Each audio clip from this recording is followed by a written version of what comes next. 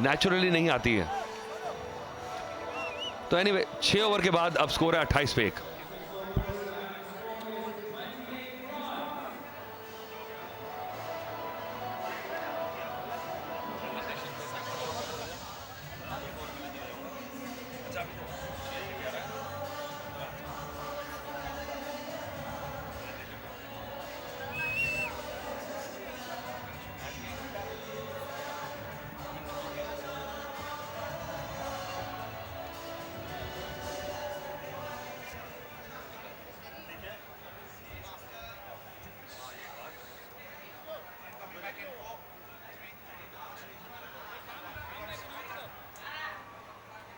Triple X Energy Drink CCL powered by Parle 2020 Quickies.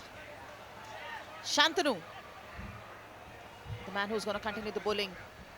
दूसरा over में पहला over 9 run दिए थे, बट अब दारोमदार the man on the screen Rajiv Pillai 11 नाबाद हैं अभी तक, और जिस तरीके की पारी खेल रहे हैं लग रहा है कि कम से कम जो इंस्ट्रक्शंस हैं ड्रेसिंग रूम से वो यही है कि आप वहां बने रहिए और एक अच्छी साझेदारी गठित करते रहिए।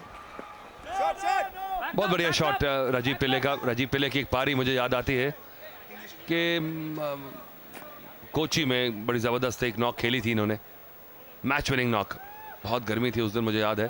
पहले सीज़न की बात है, ये पहला सीज़न था स्ट्राइकर्स का, और उसके बाद से लगता है धीरे धीरे अपनी जगह पूरी तरह से पक्की कर ली है टीम में और ओपनिंग कर रहे हैं। आज पूरी तरह से फ्लुएंट बैटिंग नहीं हो रही है, पर जमे हुए हैं वहाँ पे और जानते हैं कि अगर खड़े रहेंगे तो एक समय ऐसा आएगा जब 2-4 ओवर में खुल के रन आएंगे। तो वो फेज जो है आता है जो T20 में, उसका इंतजार है। और विकेट भी मुझे कई बार लग रही है कि 2 पेस विकेट है। कई बार बॉल पिच करके बड़ा अच्छा बाउंस होके आता है, कई बार बिल्कुल नीचे रह जाता है। तो जब सीम हिट करती है विकेट पे, बॉल अच्छे हाइट से आता है। और बहुत कम ऐसे गेंदबाज हैं जो लगातार कंसिस्टेंटली जो है सीम हिट कर रहे हैं विकेट के ऊपर। मुश्किल है आउटफील्ड में, क्योंकि ग्राउंड जो है इतना सपाट नहीं है, इवन ग्रास नहीं है, क्योंकि मल्टी स्पोर्ट्स ग्राउंड है। यहाँ पे हर तरह का स्पोर्ट्स होता है, सिर्फ क्रिकेट नहीं होती यहाँ पे। तो ऐसे मैदानों को मेंटेन करना बहुत मुश्किल होता है। पैचेस जो आपको नज़र आ रहे हैं आउटफील्ड में, यहाँ पे जब बॉल आती है तो बिल्कुल कवर करके पकड़नी पड़ती है। तो रनिंग बिटवीन द विकेट्स यहाँ पे बहुत शार्प होनी चाहिए। प्रेशर डालें आप आउटफील्डर पे। बहुत बढ़िया शॉट देखा मिसफील्ड, क्योंकि बहुत मुश्किल है सीधा बाउंस को ट्रस्ट करके उठा के फेंक देना एकदम। तो मुझे लगता है फील्डिंग बहुत बड़ा पार्ट आज प्ले करेगी, ऐसी मेरी फीलिंग है। जी हमने देखा नहीं, लेकिन जो बाउंड्री से थ्रो आई थी वो और ओवर थ्रो चाह सकती थी, लेकिन बड़े चौकन्ने थे थर्ड मैन के फील्डर जो बैक कर रहे थे विकेट कीपर को। जानते हैं हर रन कीमती है यहाँ पर। ये देखिए किस तरह से बिल्कुल कॉपी बुक स्टाइल में कवर किया फील्डर ने, पूरी बॉडी और टांग पीछे रख के। आप सेकंड लाइन ऑफ डिफेंस बनाते हैं। बिग ब्रदर फाउंडेशन, जिसके बारे में आज हम आपको बता रहे हैं, कल से बता रहे हैं, सचिन जोशी की बिग ब्रदर फाउंडेशन, जिसने ठान लिया है कि 1000 रुपये हर रन पे डोनेट किए जाएंगे 100 हार्ट्स फाउंडेशन को। तो 7 ओवर के बाद अब 31 रन बने और सिर्फ 1 विकेट मिली है अब तक चेन्नई रॉयनर्स को।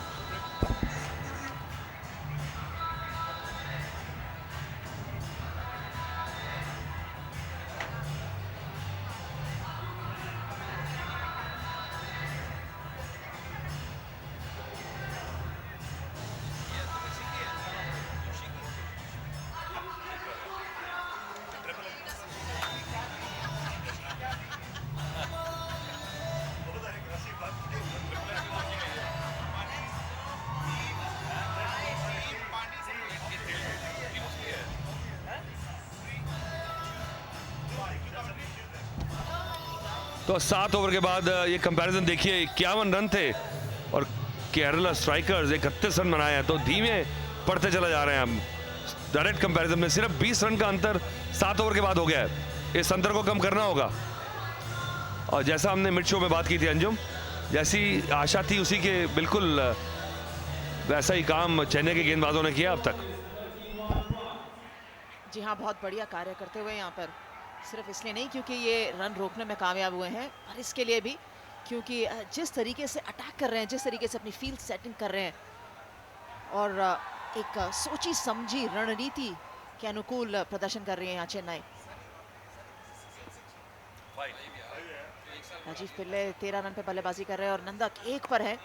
विट थी यहाँ पर, मौका था, पर नाखुश होंगे। ये ऐसी डिलीवरीज हैं जो Kerala Strikers can not afford to miss. हाँ, बिल्कुल सही कह रही है अंजुम। मुझे लगता है गेट आउट ऑफ जेल 2-3 खिलाड़ी होने चाहिए, पिंच हिटर टाइप, जो आते ही बड़े शॉट्स लगा सकें, जिनको वक्त नहीं चाहिए। अब ये बॉल बिल्कुल था बाहर मारने वाला। ये देखिए, अब जब तक आपको नीचे आके लेवरेज नहीं मिलेगी, आपको हाइट नहीं मिलेगी शॉट में, और अगर आप का टाइम हो गया तो ये मैदान इतना बड़ा नहीं है, आपको 6 रन आराम से मिल सकते हैं, पर आपको जोर लगाना पड़ेगा। पद्मश्री लेफ्टिनेंट कर्नल मोहनलाल खुश हैं अब तक अपनी टीम के परफॉर्मेंस से। ऐसा लगता है कि बड़े सेटिस्फाइड हैं। उनको पता है कि उनकी टीम जो एक स्ट्रैटेजी के तहत खेल रही है, और ये कोई दिक्कत की बात नहीं है। धीमा खेल रहे हैं, बाद में बराबर कर लेंगे। पर ये खेल ऐसा है अतुल कि हाथ से जब निकलता है तो निकल ही जाता है, पकड़ा नहीं जाता। सो ये जरूर होगा कि इन्होंने अभी तक ठीक ठाक शुरुआत करी है, लेकिन कब हाथ से निकल जाए।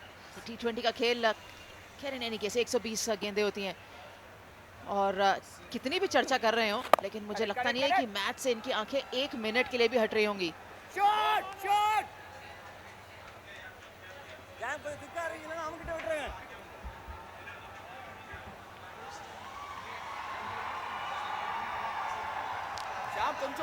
पद्मश्री लेफ्टिनेंट कर्नल मोहनलाल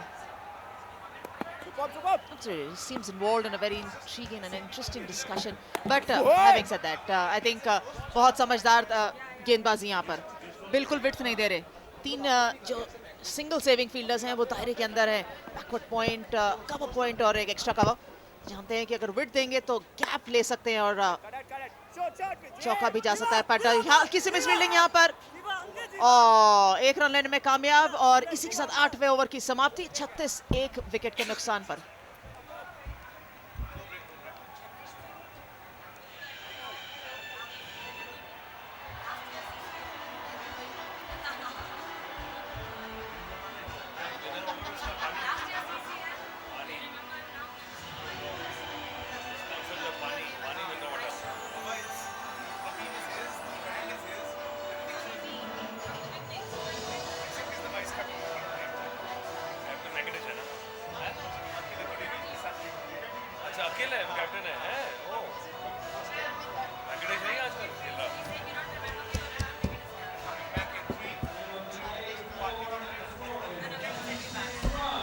तो यह मैच समरी। अब तक Chennai rhinos scored 148 after 20 overs, सिर्फ 2 विकेट्स के नुकसान पे। शांतनु ने 52 रन बनाए, विष्णु ने 41, विक्रांत ने अच्छी पारी खेली, अंत में आके 35 रन बनाए, और इस समय उस ये स्कोर का पीछा करते हुए 36 पे 113 रन अभी भी चाहिए 72 गेंदों में। रिक्वायर्ड रन रेट अब 9.5 के आसपास पहुंच चुका है। तो ये वक्त ऐसा है कि यहाँ पे गियर बदलना पड़ेगा Anjum. They can not be batting like this and hoping to win the game. जी नहीं, ये तो चिंता की निशानी है, और ये जो संकट के बादल हैं, ये पता नहीं चलता है कब हल्के से शुरू होते हैं और फिर बहुत लंबी बरसात लेकर आते हैं। केरला अगर इस तरीके से चलती रहेगी तो मुश्किल है। थोड़ी देर पहले आप अटैकिंग स्ट्रोक्स की बात कर रहे थे अतुल, मुझे लगता है बेल आउट शॉट्स हर बल्लेबाज को अपने आमरी में रखने चाहिए। ये देखिए, छोटी सी विकेट थी, बट सीधा फील्डर के हाथ में, और कोई गलती नहीं करी। शांतनु खुश, विकेट टेकिंग डिलीवरी नहीं थी, लेकिन लेने में कामयाब रहे। दूसरी सफलता चेन्नई के लिए। क्या बात है, बॉर्डर कैच।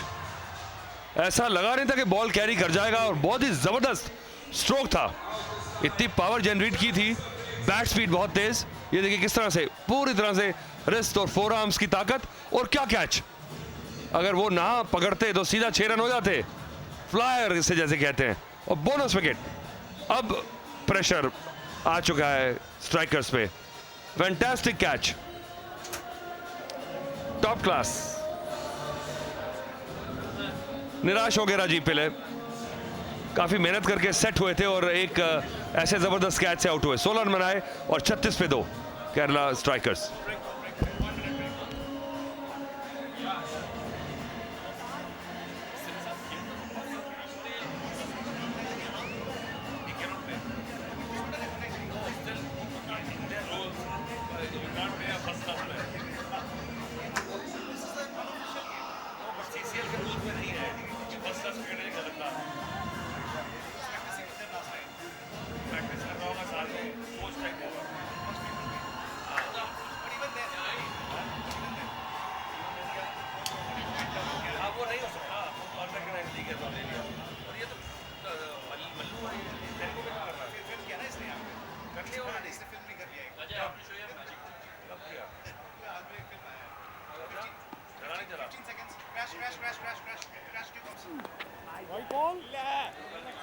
विकेट लेने के बाद ऐसी गेंदबाजी शांतनु बिल्कुल ठीक नहीं, ना आपके लिए ना आपकी टीम के लिए।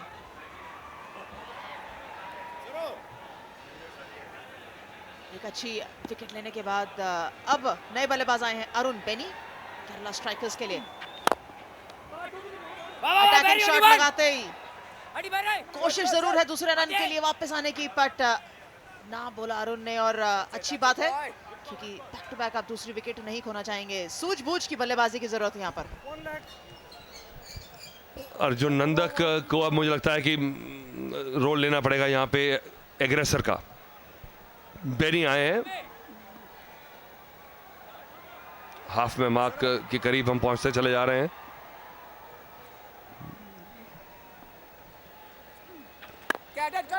फुल टॉसेस के ऊपर भी अगर आप ऐसे एक एक रन बनाएंगे तो बहुत मुश्किल हो जाएगा।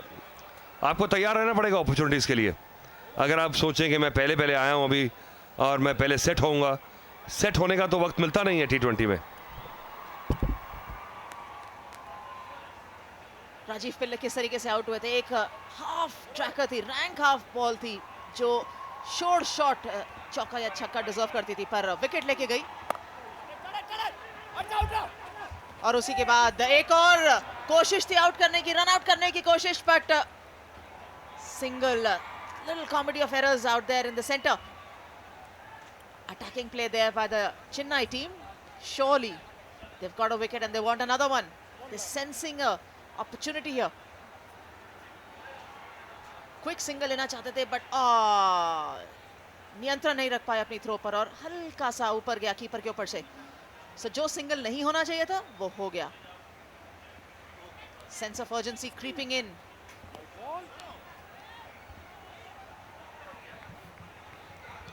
मुझे लगता है यहाँ केरला को खुल के खेलनी चाहिए बल्लेबाजी। अगर 2-3 ओवर कड़े शॉट्स लगाने में कामयाब रहेगी, सो जो मैच का रोमांच है वो भी बढ़ेगा और ज्यादा कॉन्फिडेंट भी होंगे ये रीजनेबली गुड टोटल चेस करने में। 9 ओवर की समाप्ति, 41 2 विकेट के नुकसान पे।